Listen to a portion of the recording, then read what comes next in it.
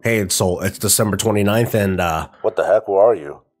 well, I'm offside today, dude. Are you that sick? Are you like in quarantine? No, I'm just out of town, but I'm gonna be back next week. Usual location, usual green screen, and all that stuff. I miss you. That's nice, but I don't miss you back. I was just kidding anyway. Let's start the show. Right, let's roll the thing. So, you have a good holiday? Yeah, it was all right. All right, Good talk. cool.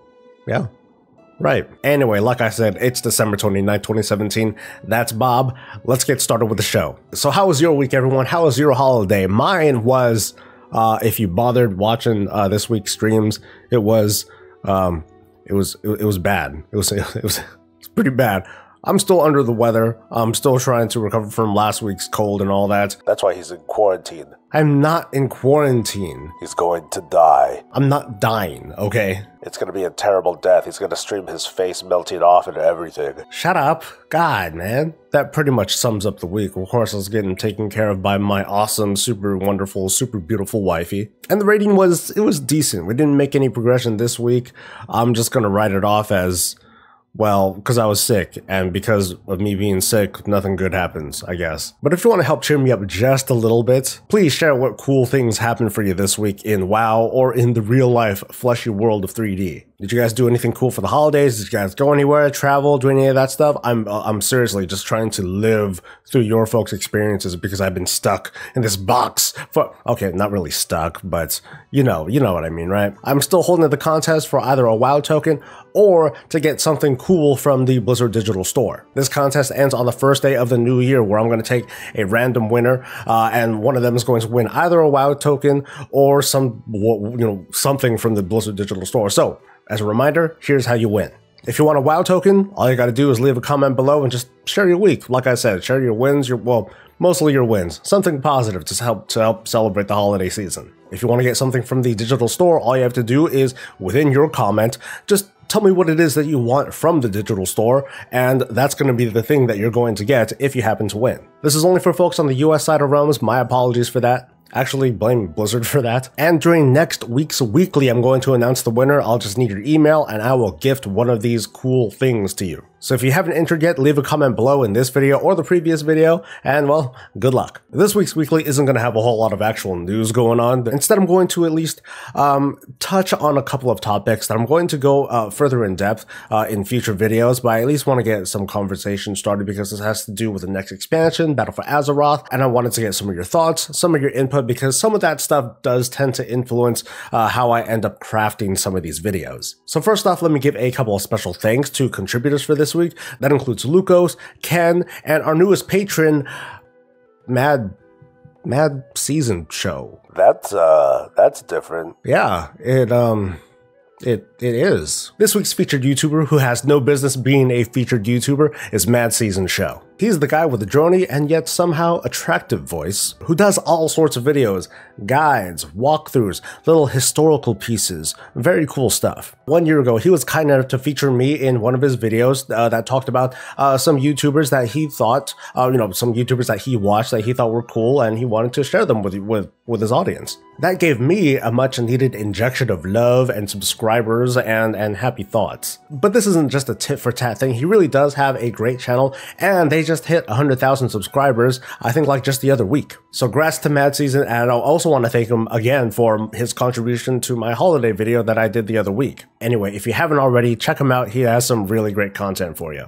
So there's like no news really, huh? Not really. There was the thing on the Leroy Jenkins first take video that was produced, and that was kind of a way to help promote net neutrality and get that sort of conversation going. It's funny though that one half of the reaction was, "Oh, okay, net neutrality. I'm a little bit more aware of this now," but the other half was, "Oh my god, the video was staged." And I kind of understand that. This is like World of Warcraft.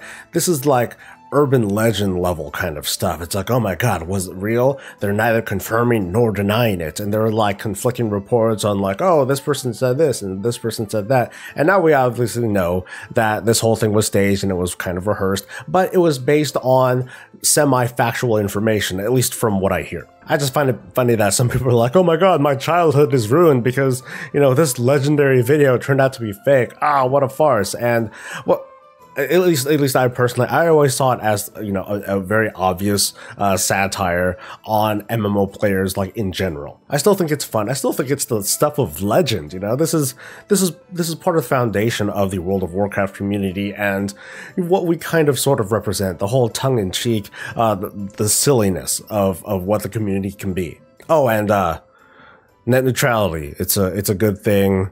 I'll provide a link somewhere, but yeah, Leroy Jenkins. Ah! So like I said, since there isn't news necessarily to talk about for this week, I'm going to talk about Battle for Azeroth. I want to talk about Battle, Biffa, whatever you want to call it. There are two recurring topics that people have been asking me about, either in comments or on the stream, and I'm going to address them today. These two things are PvP and allied races. The general questions are, what are my thoughts on this whole PvP thing that's happening in Biffa? Are we looking forward to it? Sort of, but this is based on what we know, which is very, very little. We know that the idea of PvP is going to turn into a toggle where you just kind of, basically you go to a capital city, you turn on or you turn off your PvP flag, and you go out into the world and then you do things. The bigger effect is that this is going to effectively remove the whole PvP or PvE flags that you find on your whole server list. So now we're going to be left with only these realm types, which you can interpret however way you want. Now keep in mind that RP realms, those don't fall under the whole cross-realm zone sort of thing.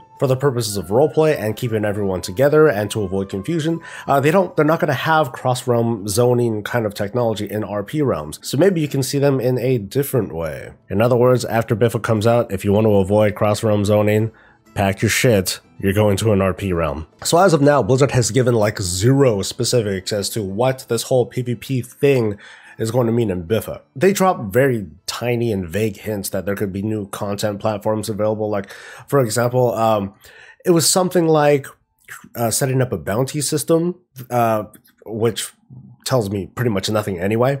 Essentially, though, the way I see it, and keep in mind that I'm not a professional, I'm not a game designer.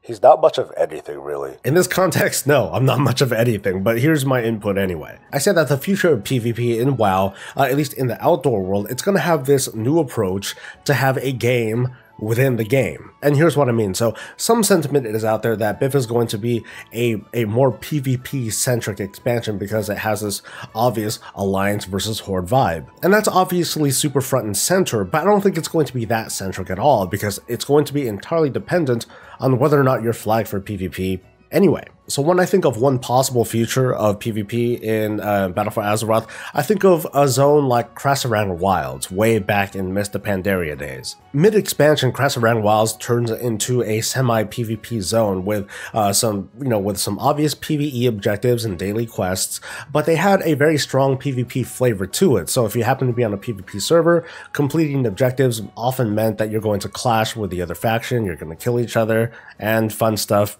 is supposed to happen. But instead of just Krasarang, it might be the entire continent of Zandalar, the entire continent of Kul Tiras that's going to have like these different kinds of PvP objectives that are just based on the factions button heads. So if you're just doing simple world quests, you're going into this, this alliance NPC camp and you're breaking shit. Okay, whoop-de-doo. Now all this of course is hypothetical and automatically all bad ideas. So if you tell me it's a bad idea, I know, okay? By the way, Soul, this is a pretty bad idea. Shut up. But let's say you're flagged for PvP. These same objectives might have twists to them. Or you might have different PvP-based world quests that are out there. Or just like random little objectives. Like let's say there's all of a sudden like an escort quest where it's like, okay, cool, you plop down, you start a short little quest, you help escort a cart from one point to another, and your objective is to defend it, and the other faction, they're going to see that same quest, but instead of defending it, their objective is to destroy it along with anyone else that's around there,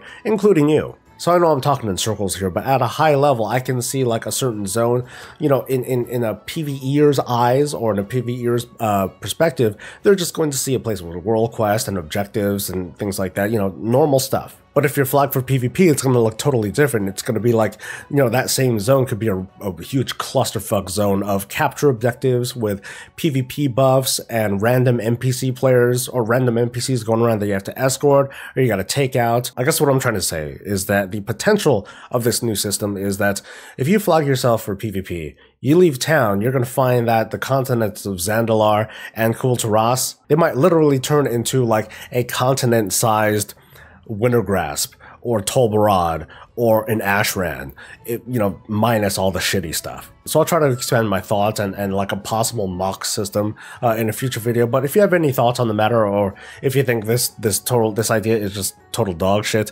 let me know in a comment below. I'd love to like just have a little bit of conversation going. So, allied races, or the future of allied races. I think I can talk about this for a few minutes from a unbiased perspective, because I'm not very excited about them for totally separate reasons. So there are a lot of people that are talking about allied races like, oh my god, what can we have? This is so amazing. Hype. And I'm gonna and in the future, I'm going to try to throw together a meaty list, but first I want to share some general thoughts about the design process that goes towards deciding what kind of races should be allied races, or what Blizzard has, Blizzard's approach to deciding what are going to be allied races, what aren't going to be, so we can try to get some thoughtful predictions as to what might be coming down the pipe, and not just a wish list. So for example, ogres. Ogres are a popular pick. They've been talked about numerous times throughout forever in World of Warcraft. My question about ogres isn't exactly whether or not they should be an allied race, but more like what class should an ogre play? The answer is easy enough. I have a little list right here. Warrior, of course, hunter, a mage, a warlock, or a priest, and let's throw in a death knight. Ta-da! And with ogres, that's easy. There's a lot of established lore. We can go back 20 some odd years of Warcraft history to determine, cool, these are the classes, or these are the, this is what an ogre can do. So what about, say, brown orcs, the Mag'har, not the ones over in Draenor, but the ones over in Outland in the Grand. What classes should they play as? Warrior, hunter, a shaman, those are pretty easy ones. But what else?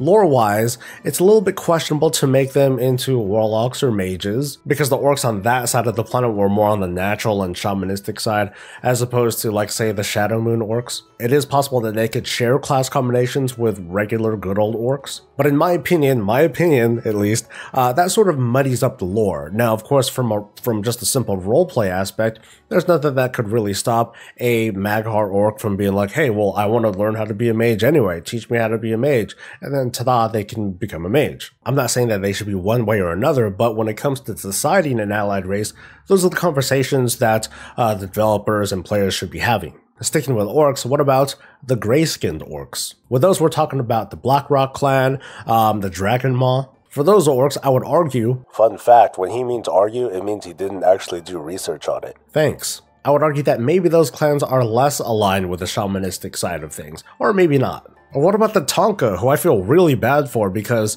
they literally did join the Horde in Wrath of the Lich King. But if they're an offshoot of the Tauren, should they have a sort of Sunwalker militant tribe of Tonka as well? Or what about ethereals? Can they channel chi? Can they become monks? Or what about clockwork gnomes? Can they also become monks or death knights? Yes. So those are the questions that I'm most interested in, the questions that I'll be asking when it comes to future allied races. Again, it's not about whether or not they should become an allied race at all, nor it's not going to be about like what faction they're going to join, a horde or alliance, but what classes will they represent. Because the concern that I have is that with all these new allied races that are coming in, you find that even now, the types of class race combinations that these allied races are capable of, they're a lot more limited than what we feel that they should be, because the lore just isn't set in place yet for them. And maybe they never will be. For example, like with demon hunters, it's kind of hard to write that in to have other races want to become demon hunters, especially now when we think of the context. Okay, cool, we can teach someone to be a demon hunter, but why are we doing it? Because the Legion's not really around anymore. That sense of urgency is kind of gone. So it'd be kind of fascinating to see, I don't know, a Hosen Warlock, or like Bob summoning demons. I'm a little concerned about the limitations of the class race combinations that'll come in future allied races. In the meantime though, I'd love to hear your thoughts and just get creative. Like what would be your fantasy race class combination? For me, it would be like if kind of like Nathanos Blightcaller, if we can be like a more restored Forsaken, then I'd want to be a Forsaken Paladin. Easy. And that's pretty much it. That's all I wanted to talk about today. Just a little bit of news, very, very little bit of news, and just a little bit of conversations about what's going to happen in Biffa. So I apologize once again for being under the weather and having such a small spattering of actually, this is all the content that I have for this week, aside from the streams. But I still want to thank you all for stopping by. Thanks once again to the contributors for this week. Trust me when I say that once I'm well enough, I'm going to hit the ground running and try to produce,